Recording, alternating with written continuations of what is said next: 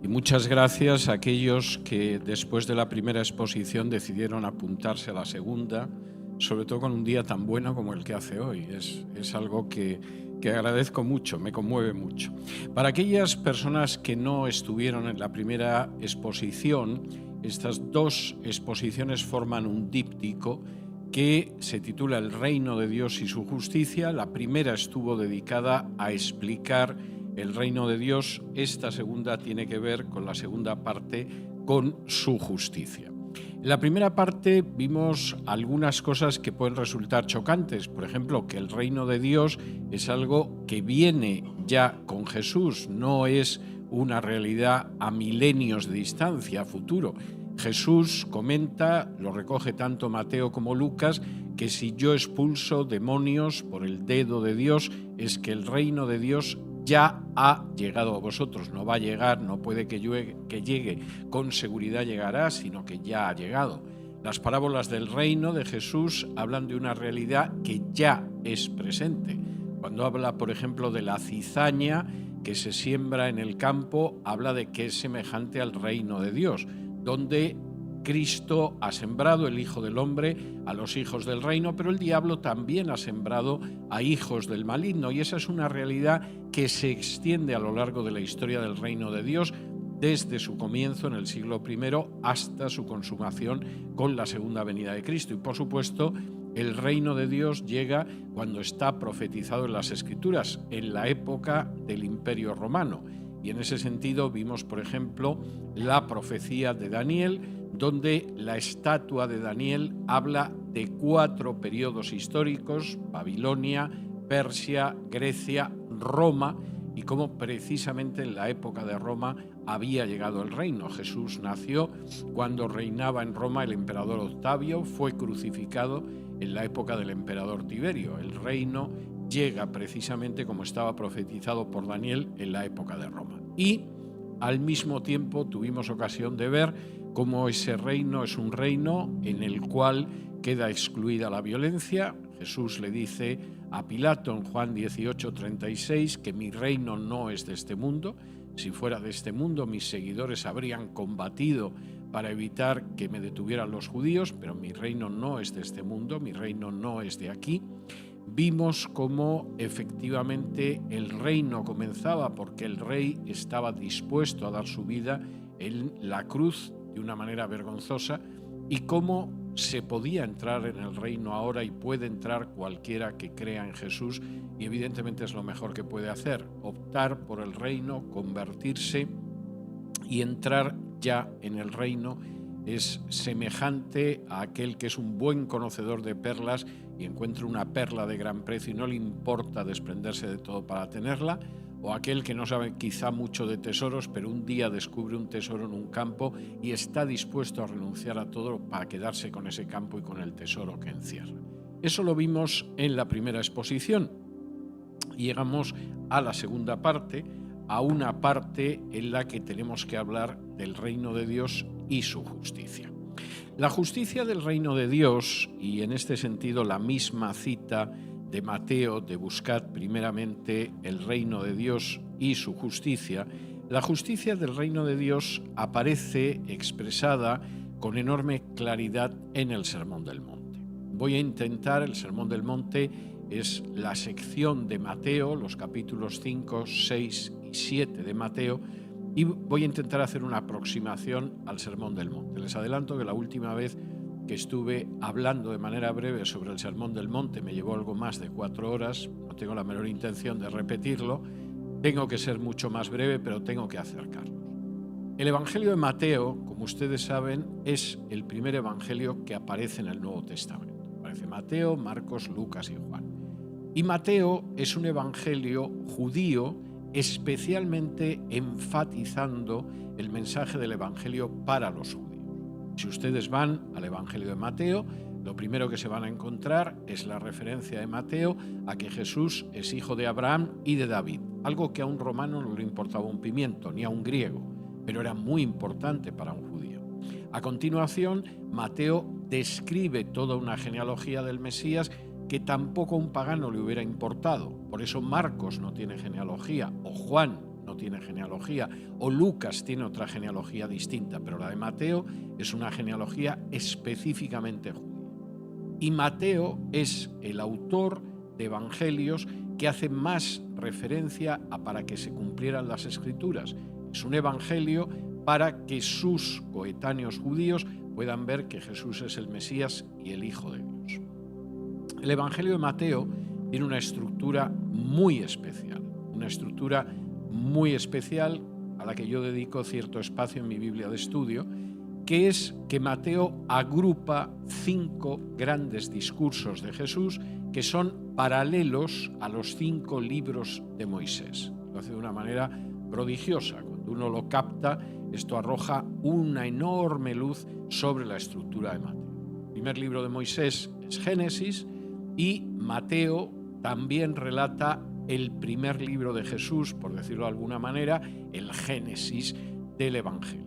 En el caso del libro de Génesis de Moisés, ahí está el origen del mundo, está el origen del pecado, está el origen de la redención, está el origen de la nueva humanidad después del diluvio, está el origen del pueblo de Dios. Todo eso aparece recogido en Génesis. En el Evangelio de Mateo, ese papel lo ocupa el Sermón del Monte. El Sermón del Monte es el origen, el génesis, el principio de la vida cristiana. Mucha gente piensa que no, que la vida cristiana, al cabo de 50 años de ser cristiano, empiezas a llegar al Sermón del Monte. No es el enfoque de Jesús. El enfoque de Jesús es que aquellos que han decidido seguirlo, aquellos que se convierten en sus discípulos, desde el principio empiezan a seguir precisamente esas enseñanzas, porque ahí aparece recogida la vida del reino. ¿Cómo va a ser la vida del reino? ¿Qué aparece en ese libro de Mateo en el versículo 5? Por supuesto, en Mateo 5:20 Jesús hace una referencia a una justicia que es verdaderamente importante. Si me acompañan a Mateo capítulo 5, y nos vamos a estar moviendo en el Sermón del Monte en el resto de esta exposición, aunque sea una exposición a vuelo de pájaro. En Mateo capítulo 5 y versículo 20, Jesús hace una afirmación muy clara y dice así: porque os digo que si vuestra justicia no fuere mayor que la de los escribas y fariseos, no entraréis en el reino de los cielos. Y aquí hay una afirmación tremendamente importante. En el reino de los cielos se entra con una justicia que es superior a la de los escribas y fariseos y que se manifiesta además de una manera distinta. ¿Cuál es esa justicia? Pues lo pueden ustedes ver si vamos a Romanos capítulo 3, donde se describe precisamente una justicia superior a la justicia de las obras. Y además aparece muy claro. Romanos capítulo 3 y versículos del 21 en adelante dice así: pero ahora, aparte de la ley, se ha manifestado la justicia de Dios, testificada por la ley y los profetas, la justicia de Dios por medio de la fe en Jesucristo para todos los que creen, por cuanto no hay diferencia, por cuanto todos pecaron y están destituidos de la gloria de Dios, siendo justificados gratuitamente por su gracia mediante la redención que es en Cristo Jesús, a quien Dios puso como propiciación por medio de la fe en su sangre para manifestar su justicia a causa de haber pasado por alto en su paciencia los pecados pasados, con la mira de manifestar en este tiempo su justicia, a fin de que Él sea el justo y el que justifica al que es de la fe en Jesús. ¿Dónde pues está la jactancia? Queda excluida. ¿Por cuál ley? Por la de las obras, no, sino por la ley de la fe. Concluimos, pues, que el hombre es justificado por fe sin las obras de la ley. Y, efectivamente, la afirmación es clara. Esta es una justicia superior. No es una justicia que supuestamente arranca de obras, de ritos, de ceremonias. Es una justicia que nos es imputada, que nos es declarada por Dios cuando a través de la fe nos apropiamos de la justicia de Jesús, de la propiciación, del sacrificio expiatorio de Jesús en la cruz. Esto tiene otras consecuencias, porque no solamente es que somos justificados por esa fe, sino que además se da la circunstancia de que vivimos con una idea de justicia totalmente distinta a la de escribas, a la de fariseos o a la de la ley. Y eso se da en 4 áreas que después de esta larguísima introducción voy a intentar que examinemos, aunque sea vuelo de pájaro. Primera área. La ley de Dios no es la Torá de Moisés, aunque no rechace la Torá de Moisés, es algo que arranca de una visión espiritual más profunda y del corazón. La Torá de Moisés, cualquier judío practicante hoy en día lo reconocería, fundamentalmente espera un cumplimiento formal de determinadas normas morales.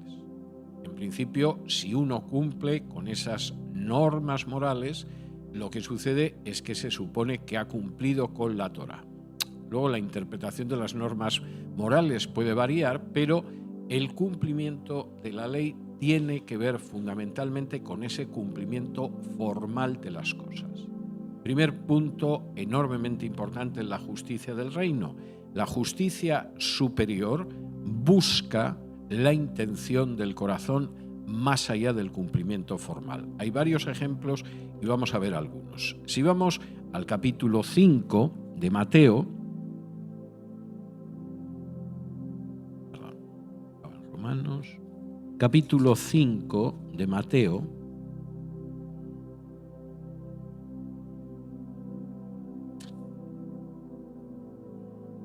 y vamos a ver, por ejemplo, versículos del 21 en adelante, dice así: y Jesús contrapone esa ley formal de los escribas y fariseos a la visión de la ley de Cristo. Oísteis que fue dicho: no matarás, y cualquiera que matare será culpable de juicio, pero yo os digo que cualquiera que se enoje contra su hermano será culpable de juicio, y cualquiera que diga necio a su hermano será culpable ante el concilio, y cualquiera que le diga fatuo quedará expuesto al infierno de fuego. Por tanto, si traes tu ofrenda al altar y allí te acuerdas de que tu hermano tiene algo contra ti, deja allí tu ofrenda delante del altar y anda, reconcíliate primero con tu hermano y entonces ven y presenta tu ofrenda. Ponte de acuerdo con tu adversario pronto, entre tanto que estás con él en el camino, no sea que el adversario te entregue al juez y el juez al alguacil y seas echado en la cárcel. De cierto te digo que no saldrás de allí hasta que pagues el último cuadrante. ¿Qué es lo que vosotros habéis oído? Lo que vosotros habéis oído es no matarás. E incluso el término en hebreo ni siquiera es toda forma de homicidio. Es lo que nosotros llamaríamos asesinato, la muerte con alevosía o la muerte premeditada. Vosotros habéis oído eso, pero yo os digo algo muy distinto. Primero, no solo se trata de evitar el asesinato, se trata de evitar tener actitudes en el corazón que acabarían en asesinato si no tuvierais miedo de la policía. Y efectivamente hay veces que tenemos a una persona delante que si no tuviéramos el temor a que hay policía y jueces, en ese momento lo estrangularíamos. Bien, esa es una actitud de corazón que no podéis tener. Cuando se parte de una actitud de corazón en la cual hay desprecio, hay odio, hay rencor, hay resentimiento, estáis quebrantando la justicia del reino. No vivís de acuerdo a la ley del Mesías del reino. Y eso es algo que tenéis que evitar.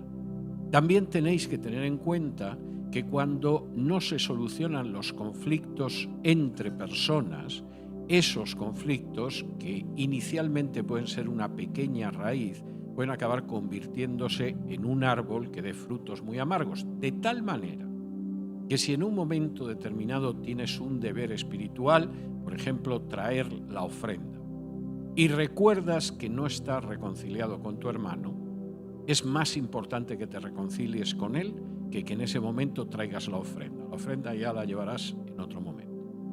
Aquí hay un orden de prioridades y en el orden de prioridades el hecho de expulsar cualquier raíz que pueda haber de odio, de resentimiento, de falta de reconciliación, es más importante que el cumplimiento de otros deberes espirituales. Tercero, esto además es por tu bien.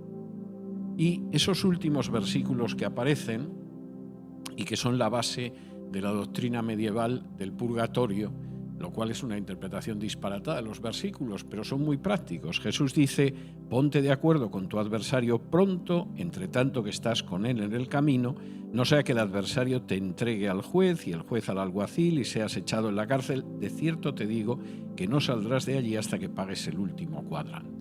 Hay gente que considera que el enfrentamiento con otras personas merece la pena. Es más, hacen cálculos y de pronto llegan a la conclusión de que te puedes imponer a la otra persona. Eso es enormemente imprudente y suele ser muy inmaduro emocionalmente. Nunca sabes a dónde pueden llegar las cosas. Incluso en situaciones donde aparentemente partes de una superioridad en un proceso, de pronto te encuentras gente enfrente que te da un auténtico revolcón. Y entonces tu situación es mucho peor. Es mucho mejor que intentes reconciliarte con una persona, llegar a algún punto de acuerdo, a arriesgar a veces la confrontación. Porque en el curso de la confrontación, donde tú pensabas que ibas a salir muy bien en el juicio, resulta que sales muy mal y puedes acabar en una prisión por deudas, como todavía existía en la época de Jesús. De manera que la ley, Jesús la ve de una manera muy distinta en el reino. No se trata de no matar, eso lo damos por supuesto. Pero yo os digo, libraos también del resentimiento, de la falta de reconciliación, del desprecio hacia los demás, porque eso en muchos casos, si no fuera porque hay un orden en la calle, acabaría en un homicidio. Y eso es un desastre, porque el mantener esa situación, el acabar con esa situación, está por delante del cumplimiento de determinados deberes espirituales como una ofrenda, y lo hacen bien vuestro. Uno piensa que en las confrontaciones va a salir ganando y luego acaba saliendo como salieron algunos de Afganistán al cabo de muchos años. De manera que la interpretación del Mesías es curiosa. Vamos a ver otra interpretación sobre el Mesías en este sentido. Versículos 27 y 30, para que podamos captar lo que es esa justicia del reino. Oísteis que fue dicho: no cometerás adulterio, pero yo os digo que cualquiera que mira a una mujer para codiciarla, ya adulteró con ella en su corazón. Por tanto, si tu ojo derecho te es ocasión de caer, sácalo y échalo de ti, pues mejor te es que se pierda uno de tus miembros y no que todo tu cuerpo sea echado al infierno. Y si tu mano derecha te es ocasión de caer, córtala y échala de ti, pues mejor te es que se pierda uno de tus miembros y no que todo tu cuerpo sea echado al infierno. Todos sabemos que el adulterio está mal. La ley de Moisés prohíbe el adulterio, lo castiga incluso con la muerte. Pero dentro del reino vamos mucho más allá. Vamos al corazón, a las motivaciones y a las inclinaciones. Y si tú realmente en un momento determinado, más allá de la prohibición formal del adulterio, no vas a la manera en que controlas los deseos de tu corazón, en realidad estás cometiendo adulterio en tu corazón. De hecho, hay mucha gente que no comete adulterio no porque no quiere, sino porque no puede. No es tan fácil convencer a esa señora o a ese señor para que se vaya contigo a la cama, de modo que el adulterio se queda en un simple deseo. Y Jesús dice, bueno, una persona que actúa así ha cometido adulterio en su corazón. Y por lo tanto, lo que tienes que hacer es evitar cualquier situación que pueda acabar derivando en un comportamiento de ese tipo. ¿Hasta qué punto? Bueno, si tuvieras que cortarte una mano, hazlo. Te trae más cuenta entrar en el paraíso sin una mano que con las dos manos en el infierno. Evidentemente una expresión, si quieren ustedes, hiperbólica, etcétera, etcétera, pero la idea es clara. No podemos permitirnos limitarnos solo a lo exterior y a lo formal de la ley. Vamos hasta el corazón. Vamos a ver otro ejemplo más. Versículos 33 al 37. Hemos visto la referencia al homicidio, hemos visto la referencia al adulterio. Fíjense lo que dice sobre hablar con veracidad. Versículo 33. Además, habéis oído que fue dicho a los antiguos: no perjurarás, sino cumplirás al Señor tus juramentos, pero yo os digo, no juréis en ninguna manera ni por el cielo, porque es el trono de Dios, ni por la tierra, porque es el estrado de sus pies, ni por Jerusalén, porque es la ciudad del gran rey, ni por tu cabeza jurarás, porque no puedes hacer blanco o negro un solo cabello, pero sea vuestro hablar sí, sí, no, no, porque lo que es más de esto, de mal procede. De nuevo, Jesús es bastante claro.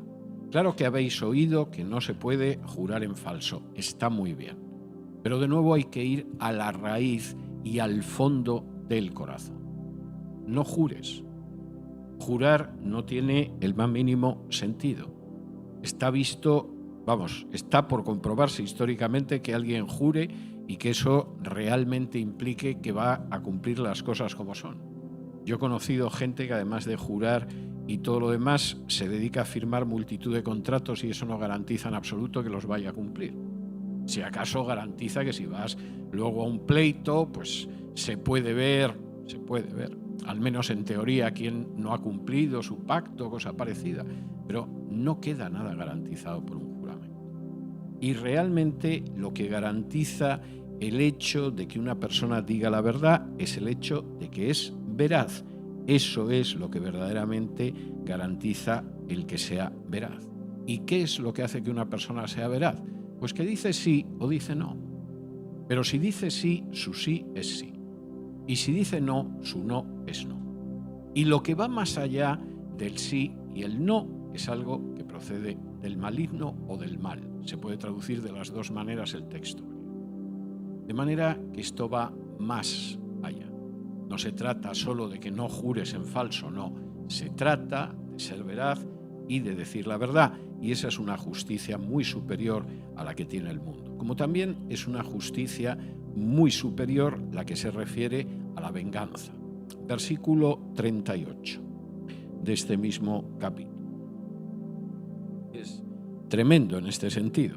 Dice así: oísteis que fue dicho ojo por ojo y diente por diente, pero yo os digo, no resistáis al que es malo. Antes, a cualquiera que te hiera en la mejilla derecha, vuélvele también la otra, y al que quiera ponerte a pleito y quitarte la túnica, déjale también la capa, y a cualquiera que te obligue a llevar carga por 1 milla, ve con el 2. Al que te pida, dale, y al que quiera tomar de ti prestado, no se lo rehuses. Oísteis que fue dicho, amarás a tu prójimo y aborrecerás a tu enemigo, pero yo os digo, amad a vuestros enemigos, bendecid a los que os maldicen, haced bien a los que os aborrecen y orad por los que os ultrajan y os persiguen, para que seáis hijos de vuestro Padre que está en los cielos, que hace salir su sol sobre malos y buenos y que hace llover sobre justos e injustos.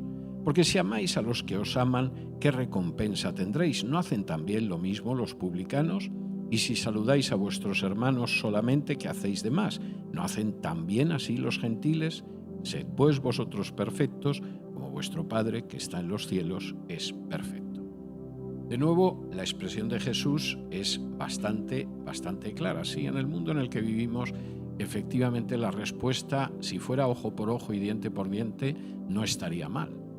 Sabríamos que si alguien le salta un ojo a alguien, solo va a exigir que le salten el ojo a otro. Si alguien, por ejemplo, de pronto sufriera un homicidio, solo exigiría la vida del homicida. Pero desgraciadamente nuestro mundo no es así. Seguimos la perversión típica de la caída, en la cual en la generación después de Adán y Eva, Caín y Abel, ya había gente que decía que por una herida iba a exigir una vida y por un muerto iba a pedir 7. Y por supuesto hay gente que por 100 muertos causa 70.000 y considera que en realidad son pocos los que ha causado. Es esa la visión. Y Jesús, sin embargo, dice, no, pero nosotros no vivimos de esa manera, tampoco nos limitamos al ojo por ojo y diente por diente, que es una manera de controlar civilizadamente la venganza. No vamos más allá del daño que nos han hecho. No, en realidad lo que nosotros creemos es algo muy distinto. Creemos que efectivamente no hay que odiar al enemigo, creemos que no hay que guardarle ningún tipo de resentimiento, creemos en una conducta que pueda llegar a tocar el corazón de esa persona Y por supuesto creemos que tenemos que comportarnos de la misma manera que Dios se comporta, porque a fin de cuentas Dios es nuestro Padre. Generalmente hay gente que le gusta mucho hacer referencia al hecho de que Dios es su Padre, porque hay algún majadero diciendo que como Dios es de alguna manera el creador y el soberano del universo, pues de esa manera va a derramar todo tipo de bendiciones materiales sobre nosotros. Es como ser el hijo de Rothschild o de Rockefeller, y entonces, pues igual que ellos pueden tener un automóvil de última gama o una mansión en Malibú, pues Dios tiene ese tipo de compromiso con nosotros. Eso es mentira. Y además es equiparar a Dios a un padre que, en fin, se dedica a malcriar a sus hijos, que es lo último que Dios pretende con nosotros. El hecho de ser hijos de Dios nos obliga, nos impulsa, nos encauza a intentar comportarnos como Dios se comporta. Y cuando Dios hace salir el sol por la mañana en Miami, no tiene un censo previo en el cual deja sin sol a la gente que no se comporta de acuerdo con su voluntad. Y cuando Dios derrama la lluvia sobre el sur de la Florida y se pueden plantar, por ejemplo, naranjos, no llueve de tal manera que solo cae sobre los naranjos de la gente buena, pero la gente que es mala no recibe una gota de lluvia. Dios hace salir su sol sobre justos e injustos y hace que llueva sobre justos e injustos. Y en este sentido, si efectivamente queremos comportarnos tal y como Dios se comporta y mostrar que somos sus hijos, de la misma manera que ves a un niño y dices, ¿cómo se parece a su mamá? Tiene la carita de la mamá, los mismos ojos, el mismo pelo, ¿cómo se parece a su papá? La misma complexión del papá la tiene el niño, etcétera, etcétera. Y sabemos que es eso, nos van a identificar como hijos de Dios si efectivamente mostramos las características de nuestro Padre. Y es lo que Jesús dice, comportaos como vuestro Padre. Porque a fin de cuentas, para devolver los golpes, para aumentar los golpes, para guardar rencor, para actuar con resentimiento y hasta el resto de la humanidad se comporta así. Para ser buenos solo con la gente que nos cae bien o con la gente de la familia, con los cercanos, pues hay gente, la mafia tiene un enorme cariño hacia los miembros de su familia y eso no los convierte en seres ejemplares, ni mucho menos. Por lo tanto, comportaos como se comporta vuestro Padre.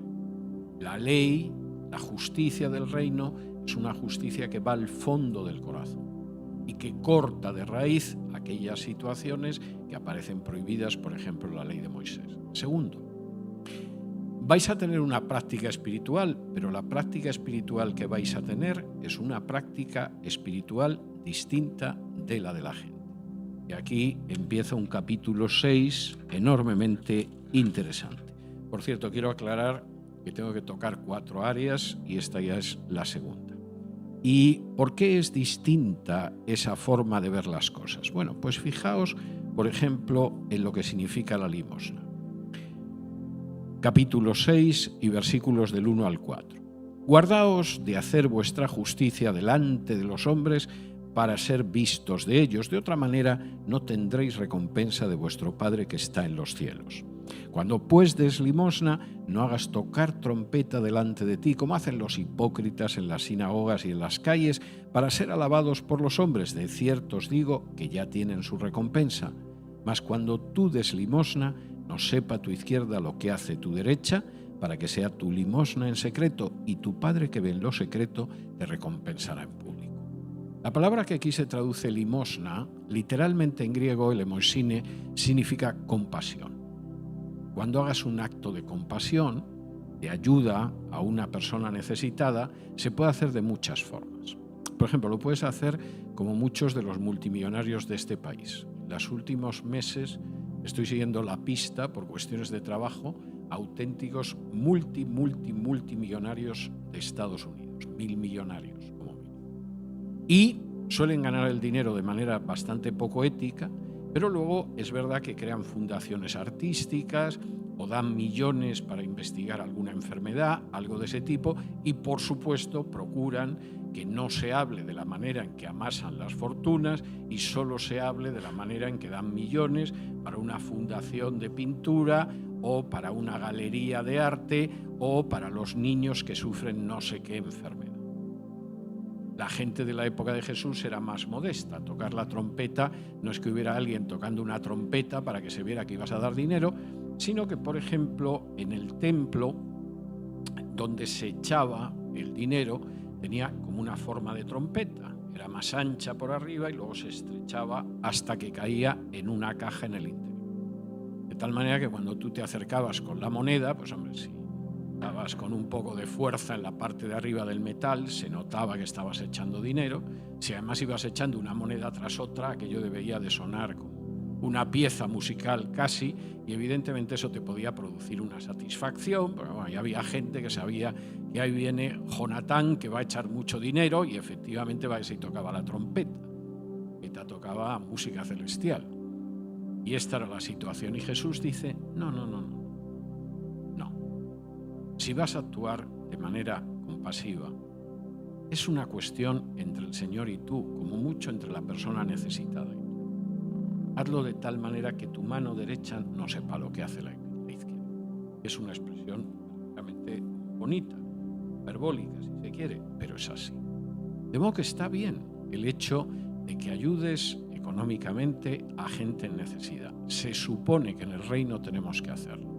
Pero no lo hagas para que al final pongan tu nombre en una pared, no lo hagas para que al final te den un diploma, no lo hagas para que la gente te vea, no lo hagas para que todo el mundo piense lo generoso que eres, no lo hagas, yo qué sé, para pagar menos impuestos. Es una cuestión de corazón, de misericordia entre el Señor, tú y la persona necesitada. Y lo mismo sucede, por ejemplo, con el ayuno, versículos 16 al 18. Y es muy interesante. Cuando ayunéis, no seáis austeros como los hipócritas, porque ellos demudan sus rostros para mostrar a los hombres que ayunan. De cierto os digo que ya tienen su recompensa. Pero tú cuando ayunes, unge tu cabeza y lava tu rostro, para no mostrar a los hombres que ayunas, sino a tu Padre que está en secreto. Y tu Padre que ve en lo secreto, te recompensará en público. Hay gente que le entusiasma mostrar en un momento determinado lo que se sacrifica por el Señor. Por cierto, curioso, las tres únicas acciones espirituales que menciona Jesús en el Sermón del Monte son la limosna, la oración y el ayuno, nada más. No hay más. Pero en el caso del ayuno es claro, hay gente que efectivamente le gusta, ¿no? Que se vea que ayuna, que se vea que se mortifica. En algunas religiones, como la Iglesia Católica, cuanto más asqueroso parezcas, parece que es mejor. Hay algunos relatos de santos medievales, debía ser terrible tener uno de estos santos, que identificaban la suciedad con la santidad. Una persona que no se lavaba, no se afeitaba en años, pues parece ser que tenía olor de santidad. Que tenía olor no me cabe la menor duda, que fuera santidad es otra cuestión. Y hay gente que efectivamente ciertas prácticas son así. Las proclama, las anuncia, las declara, las publicita, etc. Mira, si estás ayunando, si efectivamente estás buscando al Señor de una manera especial, has decidido que la oración y el ayuno va a ser el instrumento que vas a seguir, no tiene por qué enterarse nadie. Ponte guapo ese día. Córtate el pelo. O si eres una mujer, ve a la peluquería. Échate un poco de colonia, que no se note. La gente no tiene por qué saber la situación en la que estás. No lo haces para la gente, no hagas jamás las cosas para que la gente te vea y te aplauda.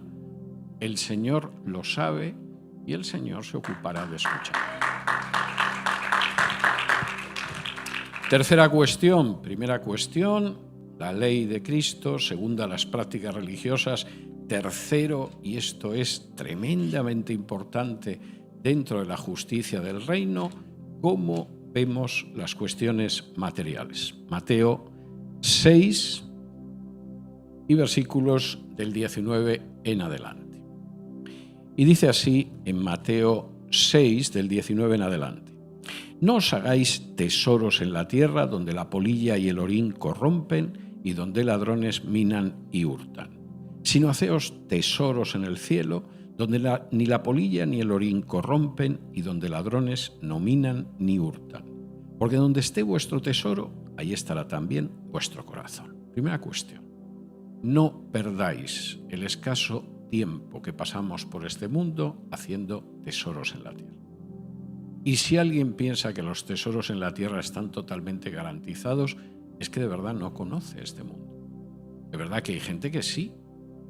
Se pone a ahorrar muchísimo, invierte bien, se muere, deja unos millones fantásticos a los que siguen en este mundo después de que él se muera. Pero no hay ninguna seguridad con ningún tipo de inversión, con ningún tipo de bien. Seguro que había millonarios en Cuba en 1959 que pensaban que tenían todo arreglado para ellos y las siguientes generaciones. Hasta que tuvieron que venirse a Miami y les vaciaron hasta el bolso en el aeropuerto. Y no digamos la gente que tenía una fortuna en valores en 1929 cuando llegó el crack. O gente a la que yo conocí muy feliz en este país en 2007 antes de la crisis del 2008. Y a los pocos meses, cuando llegué en el 2008, estaban todos en quiebra. Todos. No os hagáis tesoros en esta tierra. Hay que vivir y evidentemente hay que mantener a la familia, pero no encaminéis vuestra vida a haceros tesoros porque no son en absoluto seguros. Y además, donde tengas tu tesoro, va a estar tu corazón. Si tu corazón está efectivamente en un tesoro en el reino de los cielos, tu corazón está a salvo. Si tu corazón está en tesoros en la tierra, has hecho una pésima inversión. Primera cuestión que hay que tener en cuenta. Segunda cuestión, todavía más interesante, versículos 22 al 24. La lámpara del cuerpo es el ojo, así que si tu ojo es bueno, todo tu cuerpo estará lleno de luz, pero si tu ojo es maligno, todo tu cuerpo estará en tinieblas. Así que si la luz que en ti hay es tinieblas, ¿cuántas no serán las mismas tinieblas? Ninguno puede servir a dos señores, porque o aborrecerá al uno y amará al otro, o estimará al uno y menospreciará al otro. No podéis servir a Dios y a las riquezas. Segundo, el ojo.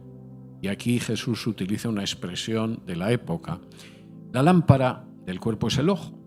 Vemos a través del ojo. Pero si tu ojo es malo, ¿eso qué significa? ¿Que tienes algún tipo de miopía, cataratas? No, el ojo malo es la expresión hebrea para el avaro, para el tacaño.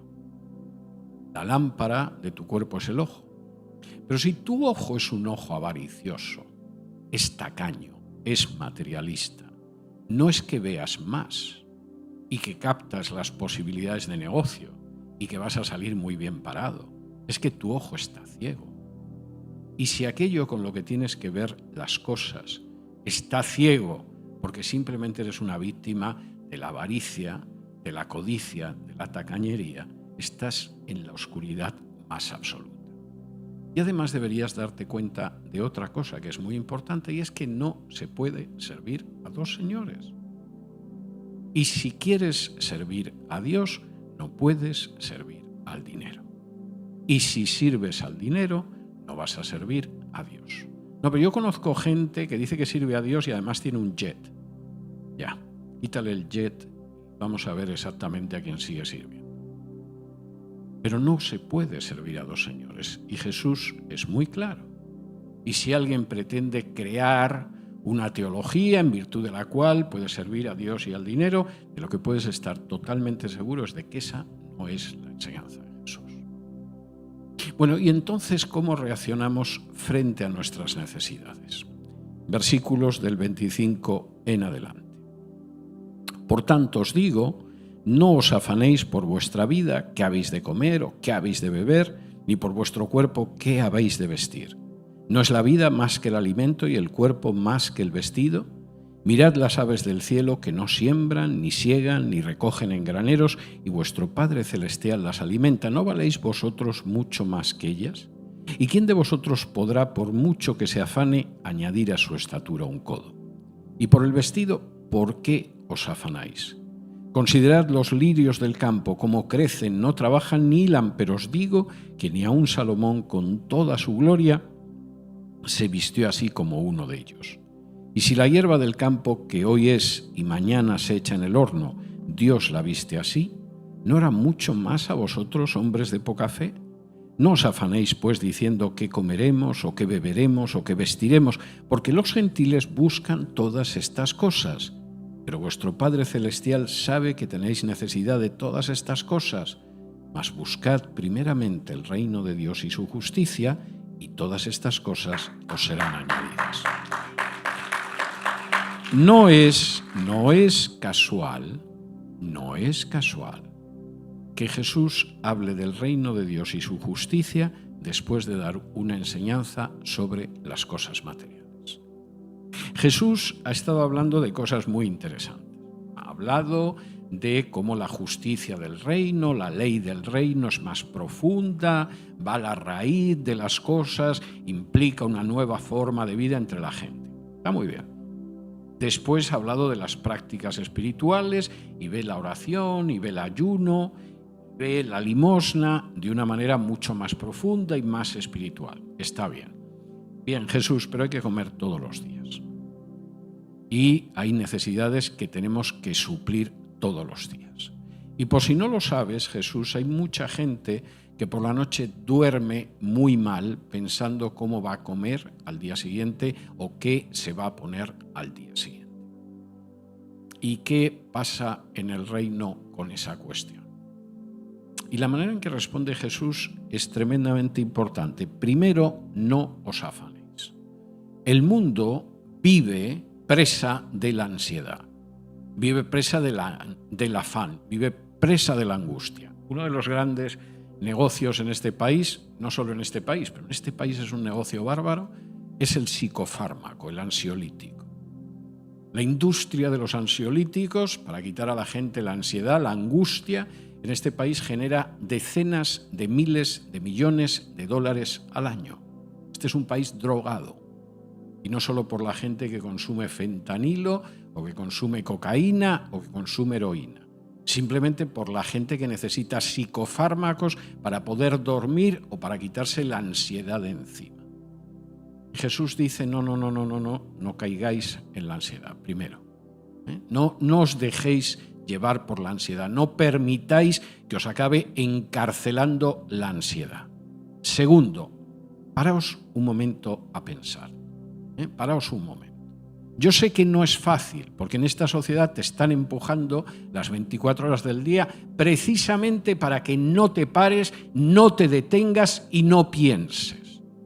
La idea es que estés como un hámster dentro de la rueda, pegándole a la rueda, moviéndote sin ir a ningún sitio, pero a donde te quieren conducir. Y que no pienses. Te estamos empujando para que no reflexiones, para que no pienses, para que no medites, para que no te des cuenta de dónde estás. Y Jesús dice, paraos un momento y pensad. ¿Te has parado? ¿Te has detenido? Bien. Mira a tu alrededor. ¿Has visto los pájaros? ¿Tú crees que vales más o menos que un pájaro? Así, un pájaro sales ahora a la calle, lo mismo pasa un cuervo, como en mi casa en el norte, o pasa una gaviota, lo que sea. Así, comparado, de pronto, ¿tú vales más o menos que eso? Bien.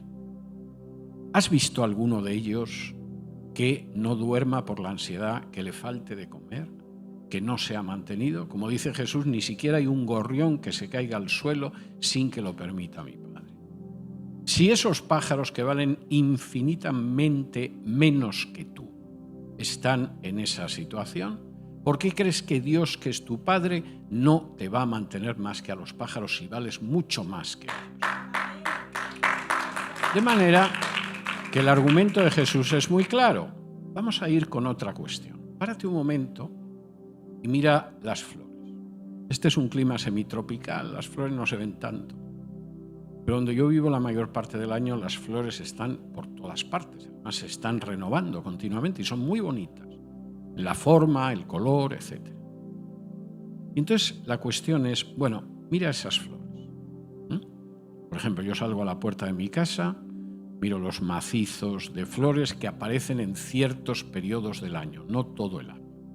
¿Son bonitas? Sí. ¿Qué pueden vivir? Bueno, en algún caso las que más aguantan poquitas semanas. 2, 3 semanas. Son bellísimas. Pero 2, 3 semanas. Pero tienen una forma, un color, una textura preciosa. No hay modista que pueda imitar esas flores. Y Dios las viste. Tú vales más o menos que las flores. Si Dios viste a unas flores que a fin de cuentas te recrean la vista por unas semanas, no llegan ni a los meses y desaparecen, ¿qué te hace pensar que no te va a vestir a ti? Piénsalo un poco, porque es que solo con pensarlo te das cuenta de que Dios no va a tolerar que vayas desnudo por la calle. Y por lo tanto no tienes por qué sentir ansiedad. Y en ese momento, la pregunta que viene a continuación, la afirmación de Jesús es: yo sé que el mundo lo ve así, pero tú no. Versículo 31. No os afanéis pues diciendo qué comeremos, o qué beberemos, o qué vestiremos, porque los gentiles buscan todas estas cosas, pero vuestro Padre Celestial sabe que tenéis necesidad de todas estas cosas. Mas buscad primeramente el reino de Dios y su justicia, y todas estas cosas os serán añadidas. Y la justicia del reino es tremendamente clara, que los gentiles, que los paganos, que la gente del mundo estén un sin vivir, es normal. Sería gente que no está bien de la cabeza si no viera la televisión, no escuchara la radio, no leyera la prensa y no estuviera en un sin vivir. Es lo normal. Pero vosotros vivís en el reino. Vuestro Rey es Cristo.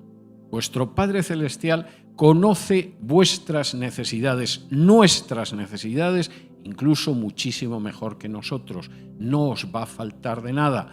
Tened una prioridad clara. Buscar, en primer lugar, el reino de Dios y su justicia, y todo lo demás ya llegará añadido por él. Cuarta y última cuestión. De la misma manera que Cristo en el reino nos enseña una ley mucho más profunda y de corazón, de la misma manera que nos enseña que las prácticas espirituales como la oración o el ayuno o la limosna no son como las hace la gente religiosa, de la misma manera que nos enseña el valor real de lo material y cómo no debemos dejarnos llevar por el afán, por la ansiedad, por la preocupación, sino confiar en nuestro Padre. El Sermón del Monte acaba con una serie de enseñanzas prácticas de esta vida. Me voy a detener solo en dos, pero que muestran hasta qué punto lo que es la justicia del reino.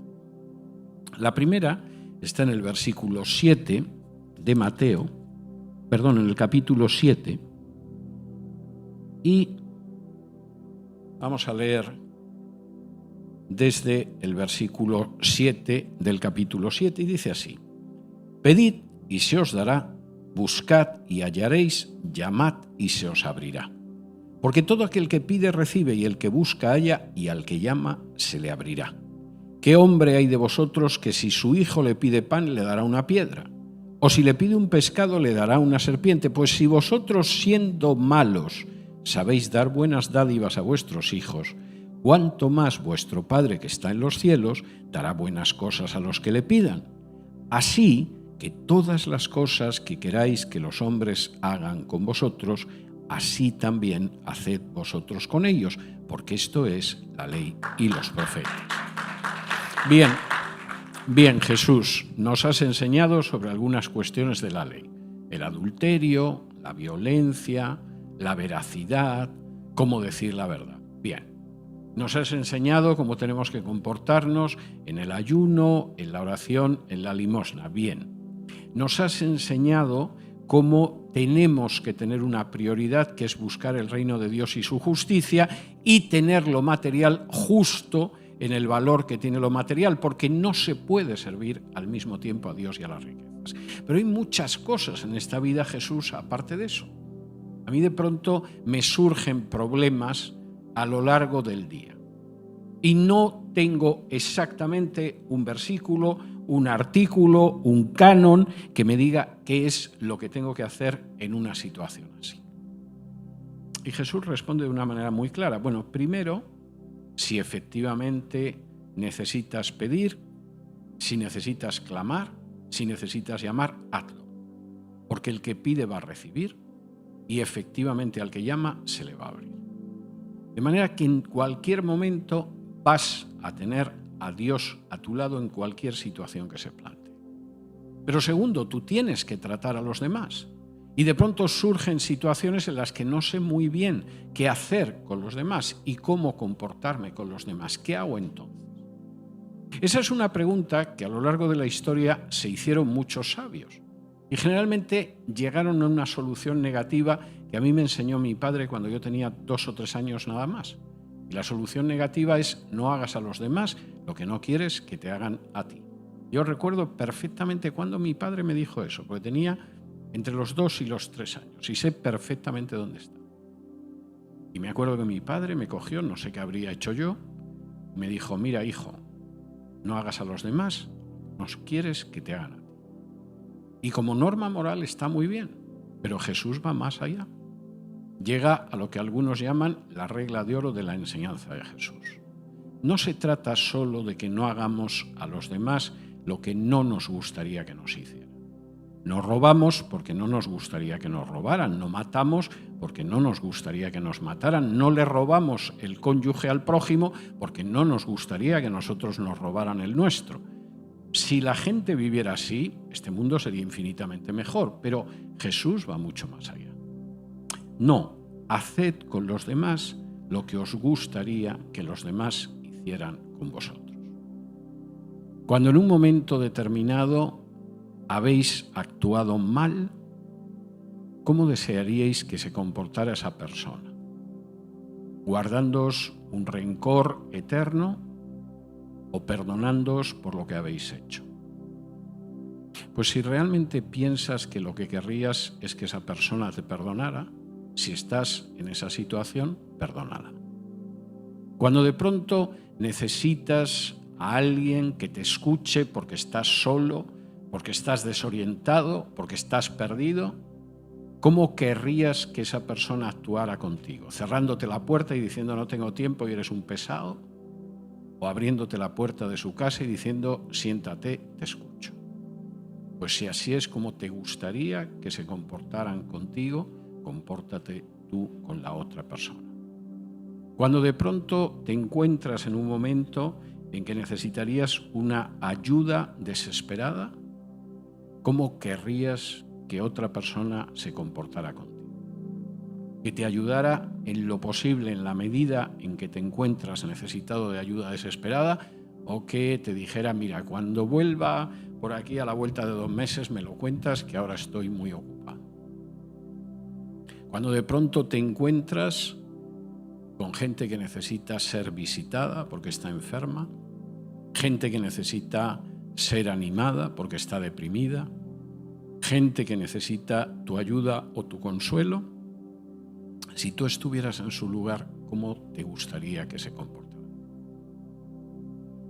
Y las palabras de Jesús son tremendamente claras. Versículo 12.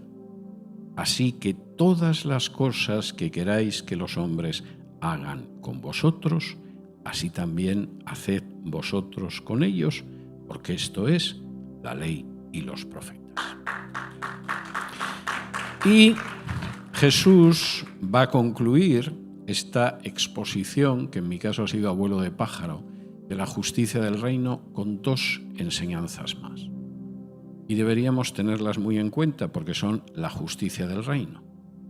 Primera de esas enseñanzas: no os dejéis llevar por los falsos profetas. Es curioso que el Sermón del Monte, después de toda la enseñanza de Jesús, al final, en la conclusión, sea para decir: no creáis en los falsos profetas, que los hay y hay muchos que encima pretenden que son seguidores míos.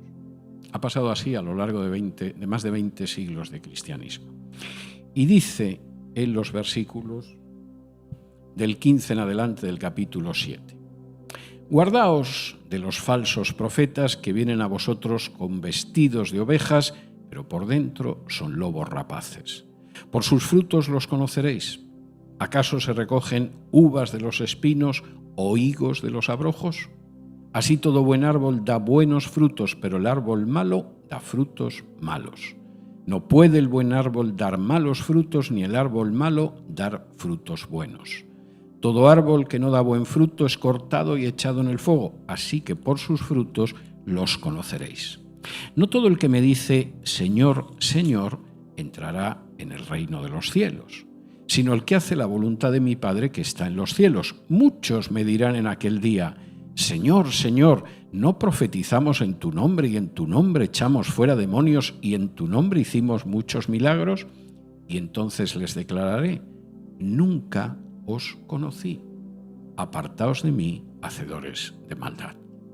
Y la enseñanza de Jesús en este sentido es tremendo. Bueno, ¿y qué pasa cuando de pronto hay gente que dice que viene en tu nombre y que te reivindica y que dice que eres su Señor y da la casualidad de que enseña cosas rarísimas y tiene prácticas rarísimas y cosas que no parece que sean lo que tú dices? Lo conoceréis por los frutos. Yo conocí al Señor, el año que viene hará medio siglo.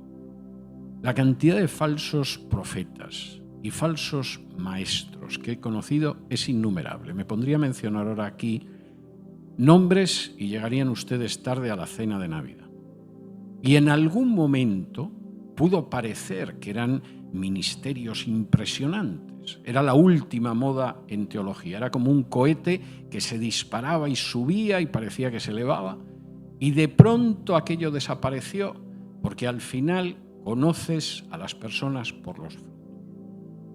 Y en muchos casos al final no quedó nada. Alguno a lo mejor con una cuenta en el banco bastante saneada, pero no quedó nada porque aquello no era del Señor. Pretendía que era del Señor. Y eso ha pasado a lo largo de la historia en multitud de ocasiones. Y gente que parecía que era lo último, al final aquello no tenía una base real en la Biblia y desapareció. Y alguno dirá, bueno, pero es que se puede dar la circunstancia de que, claro, no había obras poderosas que sustentaran lo que decía, o quizá es gente que se apartó. No, el ejemplo que menciona Jesús es tremendo. Llegarán y me van a decir, hemos expulsado demonios y hemos hecho milagros en tu nombre. Y Jesús no dice, sí, al principio porque empezasteis bien, luego os desviasteis. No os he conocido jamás. En la vida he tenido nada que ver con vosotros. Siempre habéis sido traficantes de la religión, falsos profetas, y lo que la gente pensaba que eran obras poderosas era algo falso, histérico, fraudulento. Nunca os conocí. No es que empezasteis bien y os desviasteis a medida que ibais ganando millones. Es que no os he conocido jamás. No habéis sido nunca otra cosa nada más que obreros y hacedores de maldad. ¿Y cómo se conoce eso? Pues es muy sencillo. Porque todo depende si esa enseñanza es la enseñanza de Jesús o ha sido otra enseñanza. Bueno, ¿y qué pasa? Y con esto concluye lo que es la justicia del reino. ¿Qué pasa si efectivamente uno ha tirado por ahí? Es decir, de repente uno creyó en el Evangelio de la prosperidad. Y lo que sucede es que supuestamente se iba a hacer millonario, generalmente el que lo predica a costa de los ingenuos que lo escuchan acaba siendo millonario. Los otros generalmente acaban más pobres, pero tardan tiempo en darse cuenta. O en un momento determinado se predica la idea de que el reino acepta ciertas formas de violencia, de coacción, de forzar a la gente porque es por su bien y el bien del género humano. O se pervierte la predicación del Evangelio de muchas maneras. ¿Qué va a pasar entonces? Jesús concluye con eso el Sermón del Monte y dice así en el capítulo 7 y versículos del 24 en adelante. Cualquiera, pues, que me oye estas palabras y las hace, le compararé a un hombre prudente que edificó su casa sobre la roca. Descendió lluvia y vinieron ríos y soplaron vientos y golpearon contra aquella casa y no cayó, porque estaba fundada sobre la roca. Pero cualquiera que me oye estas palabras y no las hace, le compararé a un hombre insensato que edificó su casa sobre la arena. Y descendió lluvia y vinieron ríos y soplaron vientos y dieron con ímpetu contra aquella casa y cayó, y fue grande su ruina. Y cuando terminó Jesús estas palabras, la gente se admiraba de su doctrina, porque les enseñaba como quien tiene autoridad, no como los escribas. Es curioso cómo Mateo, cuando concluye el Sermón del Monte y hasta que llegue al segundo sermón, después de decir que Jesús hablaba con autoridad y no como los escribas, relata 7 milagros de Jesús. El número 7 es un número de perfección divina, 7 milagros para mostrar que la autoridad de Jesús era real.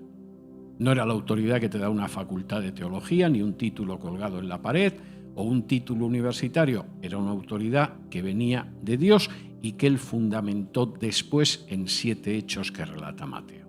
Pero lo que ha dicho antes es tremendamente importante.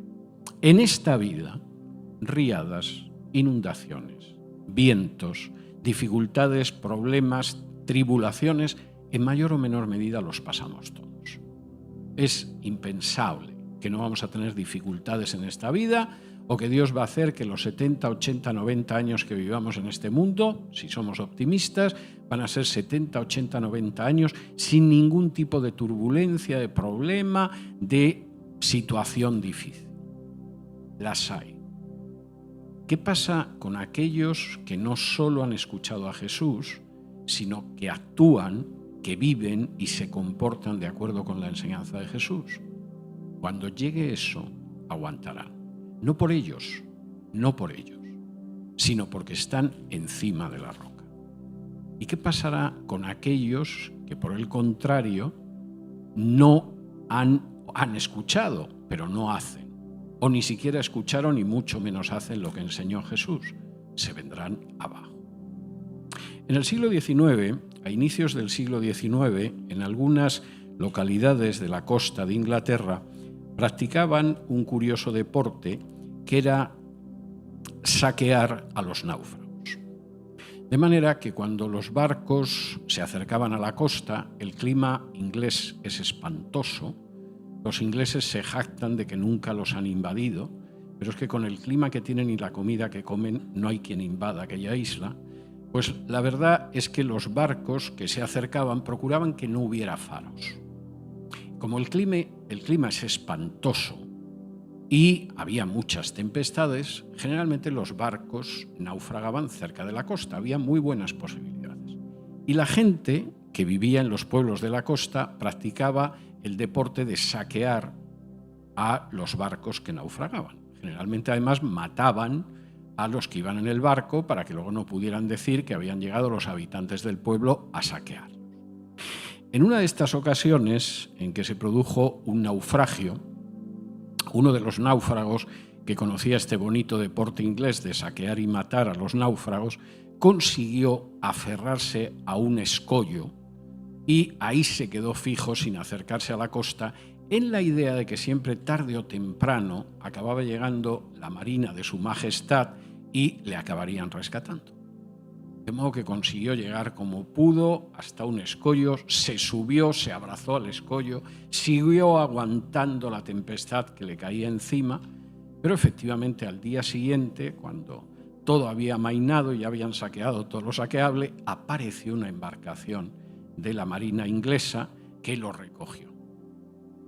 Quedaron sorprendidos de que hubiera sobrevivido, pero realmente el hombre había sobrevivido.